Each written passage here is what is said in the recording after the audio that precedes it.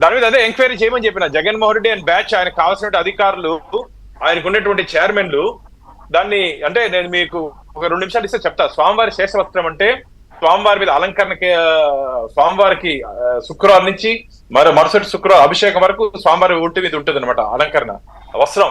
దాన్ని మఠాధిపతులకి పీఠాధిపతులకి మా తిరుమల వచ్చినటువంటి సందర్భంలో వారికి ఆ రోజు టీటీడీ తరఫున ఇస్తాం. లేకపోతే president of India, prime minister, vice president, మన రాష్ట్ర ముఖ్యమంత్రి, మన గవర్నర్ వచ్చినప్పుడు వారికి గౌరవార్థం సంవత్సరానికి ఒకసారి ఇస్తాం. ఇది పద్ధతి, తిరుమల ఉండే పద్ధతి. అలాంటి పవిత్ర వస్త్రాలని కూడా వీళ్ళ సొంత లాభం కోసం వీళ్ళ కేసుల వ్యవహారాలు, వీళ్ళ కేసులు మీకు అర్థమైపోయింటుంది. కాబట్టి ఎక్కడెక్కడ ఏమేం జరిగిందో నేనైతే మనం చాలా సీరియస్ గా అడిగాను. మా అధికారులు కూడా భయపడిపోయారు. కేసుల వ్యవహారం అన్నప్పుడే అర్థమైంది అది ఎక్కడికి వెళ్ళిందో. మా టీటీడీ అధికారులు కూడా నివ్వెరపోయారు. బాను దయచేసి నువ్వు దీన్ని బయట పెట్టద్దు నాయన అన్నారు. అన్న ఏది జరిగినట్టు విషయాలు కూడా బయట పెట్టకపోతే ఎట్లా?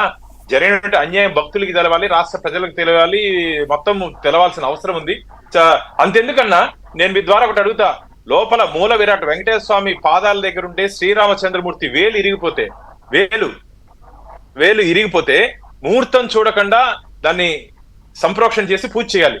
నీ హయాంలో ఏం జరిగింది జగన్మోహన్ రెడ్డి? నేను ఛాలెంజ్ చేస్తా, నీ హయాంలో ఏం జరిగింది?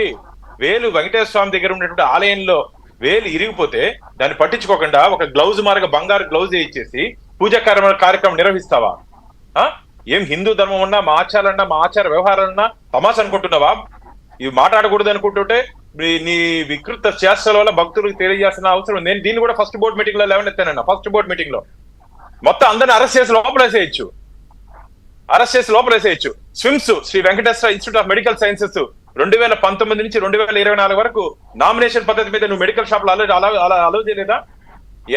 నెలకి 50 లక్షలు అంటే సంవత్సరానికి 6 కోట్లు, 5 సంవత్సరాలు 30 కోట్ల రూపాయలు స్వామివారి సొత్తుని నువ్వు దారి మళ్లించలేదు నీ మంది మార్పడానికి. ఆ మెడికల్ షాప్ అలాట్ చేసినట్టు వాడికి ఎవరెవరికి నెల 2 లక్షలు 3 లక్షలు అని చెప్పి నీ అనుచరులకు ఇవ్వమని చెప్పలేదా? ఇవన్నీ నేను వాస్తవాలు మాట్లాడుతున్నా వెంకటకృష్ణ. నేను మాట్లాడే ప్రతి పదం, ప్రతి అక్షరం నేను పూర్తి ఆధారాలతో మాట్లాడుతున్నా. మొత్తం స్వామిని దోచుకునేది మీరు.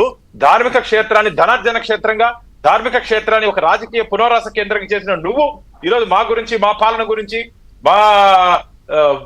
మా ముఖ్యమంత్రి చంద్రబాబు నాయుడు గారి గురించి, పవన్ కళ్యాణ్ గారి గురించి మాట్లాడతావు. అయ్యా నువ్వు, నీకు నైతిక హక్కు లేదు జగన్మోహన్ రెడ్డి. హిందుత్వం గురించన్నా, దేవాలయాల గురించన్నా, దేవాలయ ఆస్తుల గురించన్నా, ధర్మం గురించన్నా మాట్లాడే నైతిక హక్కు నీకు గాని వైసీపీలో నాయకులకు కోల్పోయారు. ఆ రోజు చెవు చెవి ముక్కు నరికిపోతే నీ మనుషులు ఏమన్నారయ్యా? ఏమైతుంది? ఎవరు ఇప్పుడు జైల్లో ఉన్నాడు వంశీ. ఒకసారి అది విజయం అంటే చూపించాను, ప్రజలు తెలుస్తుంది. ఏం నరికితే ఏమైతుందని అంటాడు.